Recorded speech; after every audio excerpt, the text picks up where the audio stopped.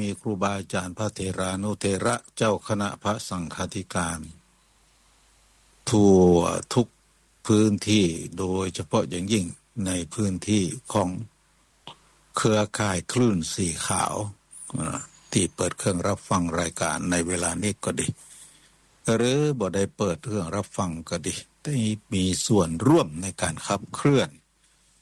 ขบวนรถคลื่นสีขาวขับเคลื่อนคลื่นสีขาวเพื่อชาวประชาซึ่งอำนวยการโดยท่านพระเดชพระคุณหลวงพ่อท่านพระครูอภิวัฒนวิกรมก็ต้องทำความเข้าใจหน่อยว่าอันที่ตุลุงบอกว่าพระเดชพระคุณหลวงพ่อท่านพระครูอภิวัฒนวิกรมความจริงแล้วคำว่าพระเดชพระคุณเนี่ยส่วนมากที่เปิ้นบอกแจ้งเป็นทางการเปิ้นบอกว่าฮึดใจกับพระสงฆ์ในระดับพระราชาคณะขึ้นไประดับล่างลงมาก็ใช้คำว่าพระคุณท่านพระคุณท่านท่านพระครูนะถ้าเป็นตู้เจ้าธรรมดากับห้องพระคุณเจ้าแต่ในฐานะที่ท่านพระครูอภิวัฒนวิกรมเปิ้นดำรงตำแหน่งทางปกครองพระสงฆ์ที่ดำรงตำแหน่งทางปกครองสามารถถือคุณถือโทษสามารถถือสิ่งที่มันเป็นไปเพื่อความสงบเรียบร้อยของการปกครองกันเลยห้องว่าพระเดชพระคุณคือมีทั้งพระเดชมีทั้งพระคุณสามารถใจได้ก็เลยน้อมเรียนนมัสการท่านในนามว่าพระเดชพระคุณหลวงพ่อท่านพระครูอภิวัฒนวิกรมท่านพระอาจารย์บรรยงเป็นพระหนุ่มพระน้อยแต่มีแนวคิดสร้างสรรค์พัฒนาเพื่อเผยแผ่พระศาสนาได้อย่างดียิ่ง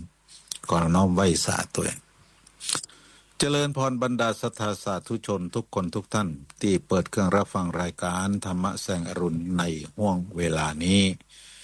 ซึ่งวัดนี้ตุลุงไมตรีก็ได้รับผิดชอบตั้งแต่เวลา 6 โมงถึง 7 โมงเป็นปกติวันนี้เป็นวันศุกร์ที่ 2 พฤษภาคมพุทธศักราช 2568 ตรงกับวันเดือน 8 เหนือออก 6 ค่ำออก 6 ค่ำวันติดนี่ก็จะเป็น 8 ค่ำวันที่ 11 ก็จะเป็นวันวิสาขบูชา 8 เพ็งกิจกรรมต่างๆก็จะเกิดขึ้นเป็นลำดับลำดามาแล้วก็ขอตักตายบรรดาหมู่เฮาเจ้าข้าทุกคนทุกท่านเนาะ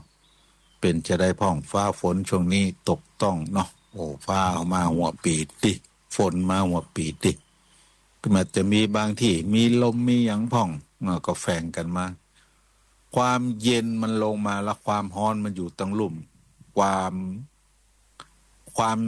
เป็นไปของสภาพอากาศ2 อย่างเนี่ยมันบ่เข้ากันร้อนกับเย็นฝนลงมามันเย็นแต่อากาศร้อนอยู่ตั้งลุ่มมันก็เลยมีการเคลื่อนตัวของอากาศ